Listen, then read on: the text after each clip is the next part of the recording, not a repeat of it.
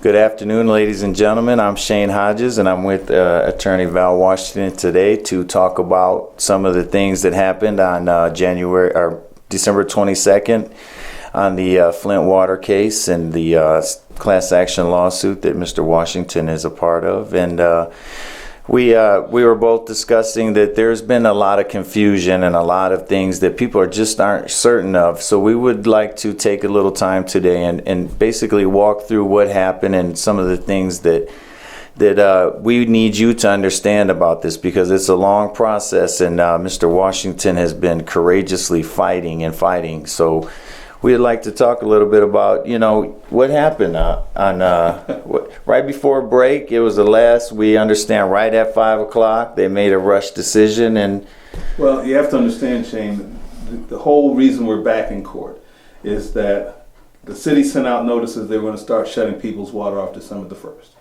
And from what I could tell, they hadn't yet complied with the judge's order to reduce the water and sewer rates and service charges by 35%. So my view was, wait a minute, before you start shutting people's water off again, let's get straight on this whole business about what you've done based upon the judge's earlier preliminary injunction in August. And so this was day 3, actually. We had been going, we went on the 25th of November, the 8th of December, and then the 22nd of December in terms of me putting on witnesses, the city putting on witnesses. And we finished the witnesses and the argument at 5 minutes to 5. And the chief judge has made a ruling within the circuit court building that the court building has to be shut down at 5 o'clock. Okay. But instead of shutting down and telling us to come back, the judge started giving us his ruling at 5 minutes to 5. Well, it's not a 5-minute ruling based upon 3 days of testimony. But what he said was that the city had not done what he ordered them to do. So he found them in contempt of court. Okay. So any of this business about the court fines for the city is ridiculous. He found that they had not complied with his order from August the 17th to reduce the water and sewer rates by 35%. Now, the additional thing that was thrown into the mix was that instead of just leaving that alone and saying that was the case, the judge went a step further and said, oh, and by the way, the 35% reduction is only for a 9-month window. And that window is from September the 16th of 2011 through July 1st of 2012. And he threw that in, as a part of this whole decision. And the reason that, in my view, that's improper is because he was focusing on what emergency manager Michael Brown did in July 1st of 2012. And what Brown did was he set a new rate that had the effect of increasing water another 12.5% and sewer 45% on that time. Wow. But the problem is that, remember, Brown was appointed under Public Act 4. Right. And that was the act that was repealed by the voters in November 2012. And the law of this case, and the law, frankly, of the state, is that any actions that were taken by the emergency manager under PA 4 that were then not not repeated or put in place under PA 436, they go away. They go away. And they're done. So anything that he would have done, including this rate increase on July the 1st of 2012, went away when that act was taken away. Yes. And see, so instead of having a 9-month window for what I'll call the 35% refunds, we have at least a 2-year 9-month window. And I think actually goes beyond that, because what then happened is that Darnell Early on July 1st of 2014 set a new rate. A new rate, and I think it was about 8% on both of them that he put into effect. But the reality is that whatever, in my view, whatever the rate was on August the 17th, 2015, when the judge says reduce the rates by 35%, that's what should have been reduced. Right. And it wasn't. We had testimony from Ms. Lundquist, the CFO of the city of Flint, that spoke about her calculations.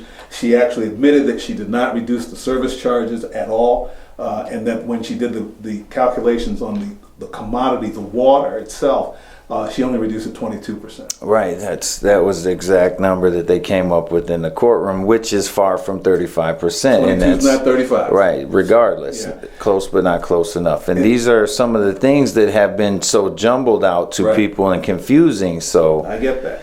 And one of the main things, though, is that because and also remember that during that period from September the 16th of 2011 through August the 17th of 2015, there was no legal authority for the city to collect the water service charge. That's very important for people to remember.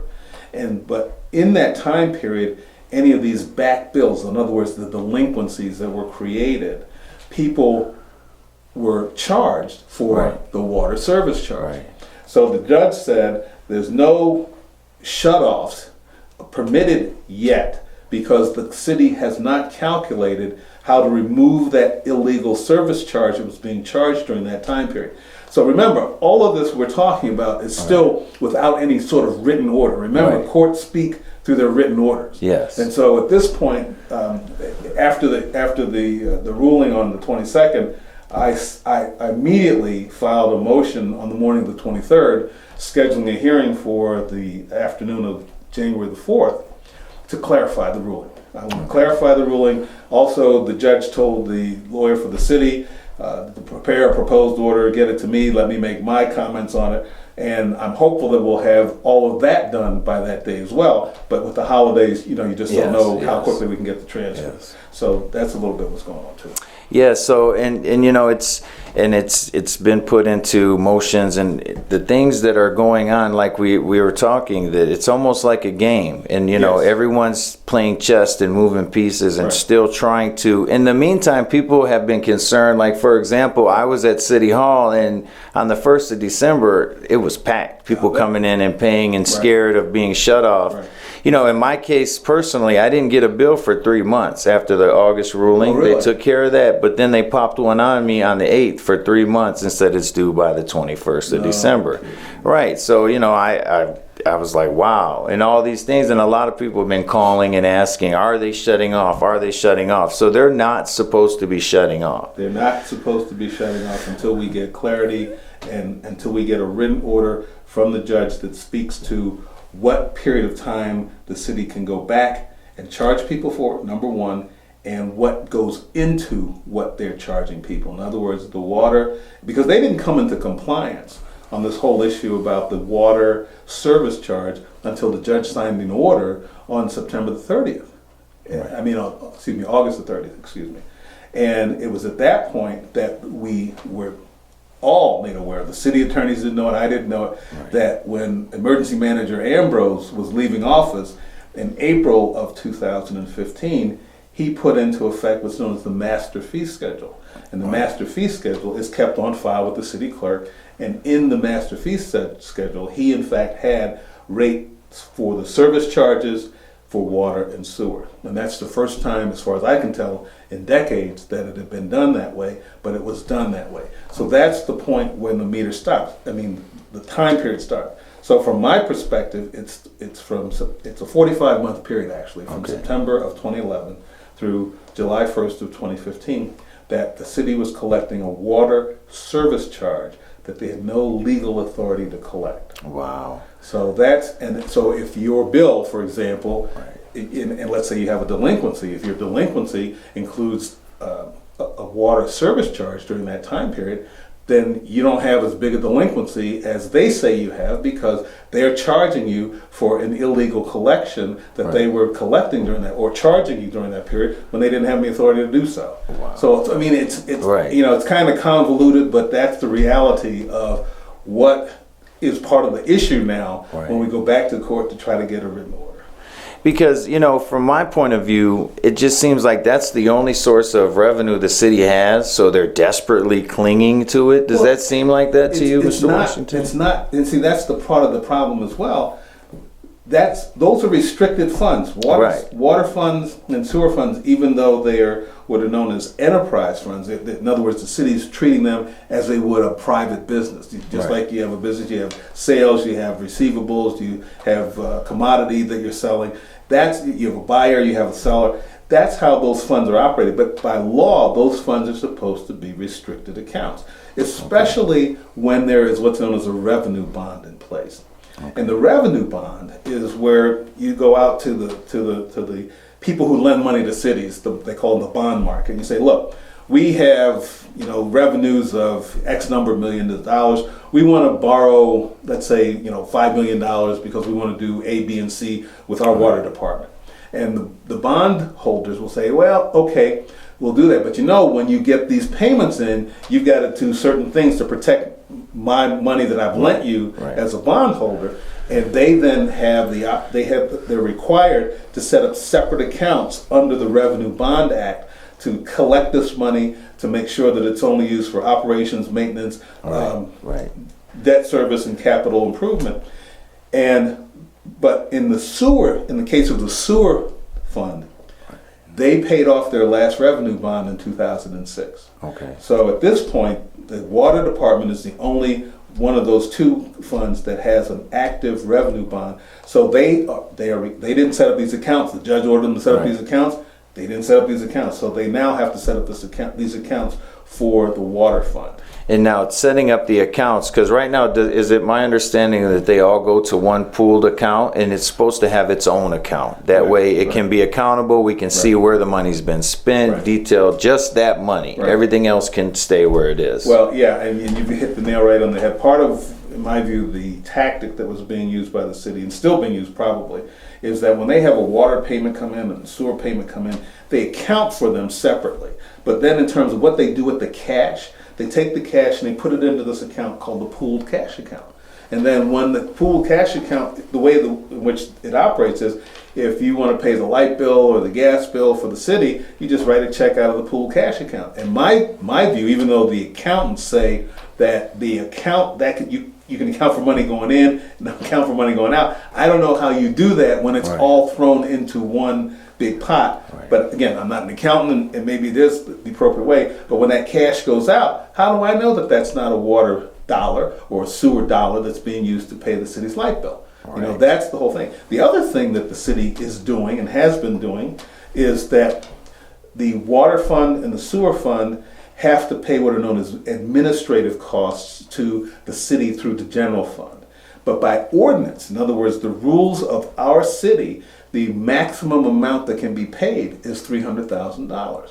One of the things that the city was doing when the emergency managers, when the Treasury Department looked at what was going on, is that they were bumping that number up without authority. And in the year that the manager came in, I think it was like $2.9 million that they were paying for administrative fees, and nobody knew why, other than to use that money to help run the general operations of the city. And that 2.9 is far ahead of the 300,000 limit that is in that's the law of the land. That's our city's rules. Exactly. And that's like I said, they're playing these, bait and switch games all over with this money. And that's part of we hope you're listening, Mayor Weaver. That's part of the situation that we need to address. We need to be treated fairly, because mind you, we haven't had a clean bill of health from this water yet. We're still suffering from bad water. You see all the filters and all the news interviews recently. Have you caught them? Because we're in an emergency situation here, and on top of this is what we're dealing with. So, it's like someone pointed out that it's like, ripping apart a dead corpse. Everyone's trying to make moves to continue to fund. Do we know where this water money's funding? And that's what we're looking for with the account, to see where did you pay just this water money? Where did it go? Because as of now, it could, that part of that money went here, but we just don't know for sure. They account for it separately. They do that. But they do not, in my view, keep it separate when they throw it into the pooled cash account. Now, as I said, I've asked for them to do a forensic audit. Someone to come in who looks for what does the law state, the statute, what do our ordinances say, and then look at the money in and out, and then they'll tell you, okay, this money went here, this money went there, this money came from here, and then we'll know. They refuse to do that. They refuse, They refuse to do that. And I think that should be a first order of business, to have that audit, see what's really going on. Because what they do is they say, well, each year we have our financial records audited and certified to the state of Michigan by our outside auditor. That's not the same as having a forensic audit of just the water account and the sewer account. Okay, not the same at all. Right. And now one of the things I would like to ask you, Mr. Washington, is to just, everyone's scared, you know, people are paying their cutoffs and their bills. What should we do now? I know everybody should pay what you can Right. and just continue to try to figure things out. But in the meantime, with all the rulings, nothing's for sure. There's been no orders. So what should everybody do in the meantime? Main thing, you said it, pay your bill or pay on it what you can. There hasn't been anything put in writing. And remember, unless a judge signs an order that orders something to happen, it doesn't happen. And at this point, they are not supposed to be turning anyone's water off because we still don't have a clear picture as to what went into the delinquency that resulted in you getting your shutoff notice. So that's what people need to understand, is that at this point, and if you see that red truck coming around, you need to give me a call at 810-407-6868, and I will get on that immediately, because that is not supposed to be happening. Okay, that's great, because, you know, right at the holidays and right Yeah, at the end of the year, they came dropping the hammer on people. You know, they've been anticipating.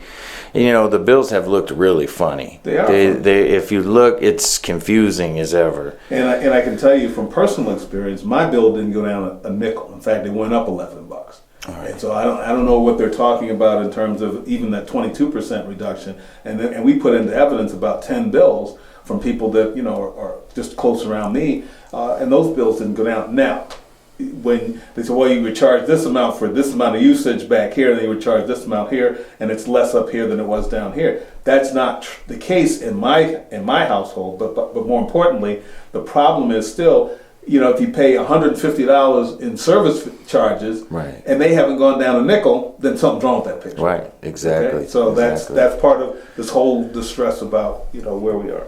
Okay, so hopefully that helped you guys with a little information about what happened on the 22nd. The next court date is going to be January 4th and 2 o'clock. Yeah. And we're going to continue to give you updates and let you know what's really going on. I'd like to thank you so much for coming by, and Sure. thank you very much. All right, I think.